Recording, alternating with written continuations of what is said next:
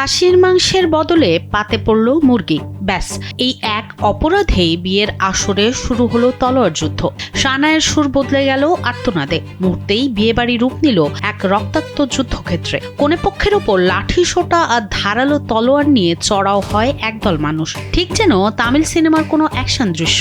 ভারতের বিহারে ঘটে যাওয়া এই হাড়হিম করা ঘটনার ভিডিও এখন সামাজিক যোগাযোগ মাধ্যমে তুমুল ভাইরাল হয়ে ব্যাপক আলোচনার জন্ম দিয়েছে। ভারতীয় সংবাদ মাধ্যম এনডিটিভির প্রতিবেদনে উঠে এসেছে এমনই চাঞ্চল্যকর তথ্য।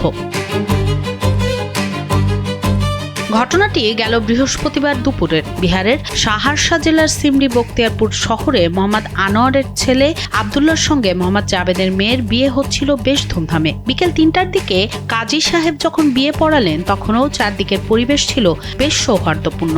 কিন্তু আসল সিনেমাটিক টুইস্টটা জমা ছিল দুপুরের খাবারের টেবিলের জন্য, যা মুহূর্তেই উৎসবের রঙকে বিষাদে রূপ দেয়। বরের স্বজনদের দাবি ছিল মেনুতে খাসির মাংস খাওয়ানোর পাক্কা কথা দিয়েছিল কনেপক্ষ, কিন্তু রসনা তৃপ্তি করতে বসে পাতে কেবল মুরগির মাংস দেখেই বরযাত্রীদের মাথা গরম হয়ে যায়।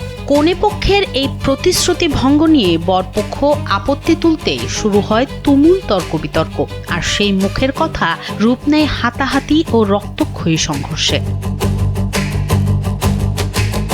ভাইরাল হওয়া ভিডিওতে দেখা যায় উন্মত্ত কয়েকজন ব্যক্তি লাঠি সোটা তো বটেই, রীতিমতো চকচকে ধারালো তলোয়ার উঁচিয়ে অতিথিদের তাড়া করছেন।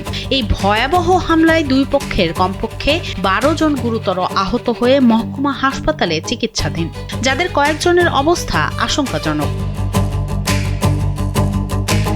পরে পুলিশ এসে পরিস্থিতি নিয়ন্ত্রণে আনে। কনেপক্ষ খরচ বাঁচাতে এই কাজ করেছে কিনা তা জানা না গেলেও চিকেন বিরিয়ানির চক্করে নবদম্পতির বাসর রাতের যে 12টা বেজে গেছে তা আর বলার অপেক্ষা রাখে না। আপাতত পুরো ঘটনার তদন্তে নেমেছে পুলিশ।